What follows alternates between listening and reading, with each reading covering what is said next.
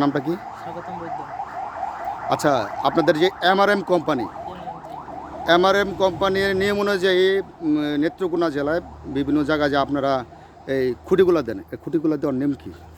এটা ভাই আমাদের যে কাজগুলো হয় এগুলো আছে ময়মনসিংহ ডিভিশনে প্রজেক্ট অফিসের আন্ডারে কাজ হয়। এটা আছে ময়মনসিংহের একটা জোনের একটা প্রজেক্ট।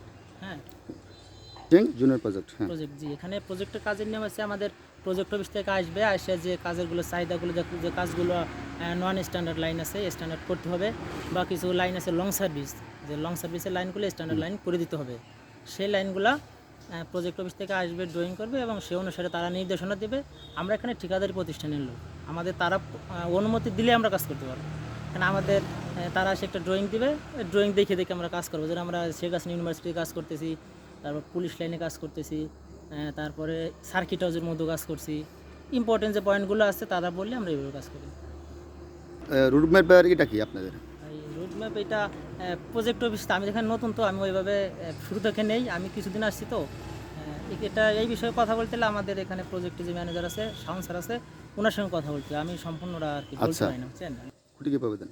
খুঁটি ড্রয়িং অনুসারে যেখানে ড্রয়িং করে তারা অফিস থেকে বলবে, আমরা সেভাবে খুঁটি দেবো। এই নিয়মটাই প্রজেক্টে। হ্যাঁ, এগুলো সম্পর্কে বলেন, কীভাবে দিচ্ছেন? টাকার বিনিময়ে আমি আসার পরে এরকম কোনো কাজ হয়নি, বা আমরা কারো কাছে টাকা নিয়ে কাজ করি না। আর আমাদের ইসে কোনো বা আমাদের নিজস্ব ব্যক্তিগত উদ্যোগে কোনো কাজ হয় না। কাজ যেগুলো সবগুলো প্রজেক্ট অফিস থেকে ড্রয়িং করে তারা অনুমোদন দিয়ে সেভাবে কাজ হয়। এখানে আমাদের টাকা আমরা কারো কাছ থেকে নেওয়া হয় না, আর আমরা টাকার বিনিময়ে কাজ করি না। আমরা যে কাজগুলো করি একদম ফ্রি কাজ করা হয়।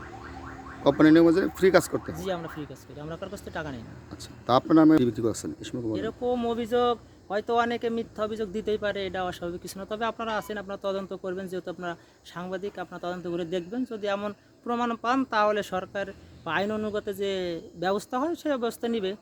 আমাদের প্রজেক্ট আছে, আমাদের কোম্পানি আছে, আমাদের কোম্পানির ঊর্ধ্বতন কর্মকর্তা আছে, তাদের বিরুদ্ধে আপনারা যে পদক্ষেপ নেবেন সেটাই কার্যকর হবে।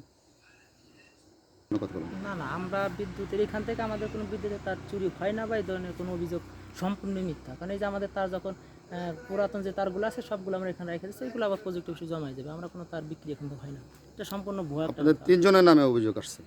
কে কে? আপনি, আপনার ওই যে কি শাওন, জি, ওনার নামে আরেকজন আছে, তিনজনের নামে অভিযোগ আসছে। আপনারা বিভিন্ন ফিল্ড থেকে বিভিন্নভাবে মানুষকে, জনগণকে প্রতারিত করে আপনারা টাকা আত্মসাৎ করছেন, এটা এবং আপনাদের ভিডিও ফুটেজ সহ আছে। ওই যারা ভুক্তভোগী তারা করছে বিভিন্ন জায়গা থেকে, আমরা নেত্রকোনা জেলার বিভিন্ন জায়গা থেকে আপনাদের এগেনস্টে তারা সাক্ষাৎকার দিচ্ছে এবং কথা বলছে, অভিযোগও করবে। যেটা বা যারা বলছে সম্পূর্ণ ভুয়া। এই বিষয়ে আমি পার্সোনালি বলবো, আমার বিষয়ে এরকম কোনো রেকর্ড নেই, বা আমি কারোর কাছে টাকা নিয়েছি এরকম কেউ বলতে পারবে না, আর আমি কারোর কাছে টাকা নেই নেই। আপনি যেখানে আছে, যেমন আপনাদের সাংবাদিকদের মধ্যে আছে সোহেল ভাই আছে, কাজী নজরুল রেখা, CNN বাংলার, তারপর অভি ভাই আছে, রুবেল ভাই আছে, এবং সাকায়েত ভাই আছে, ওই যে মেয়র স্যারের বাসার পাশে বাসা সাংবাদিক সাকায়েত ভাই। ওনার একটা কাজ আমি করেছে, ওনার কাছে জিজ্ঞেস করতে পারেন।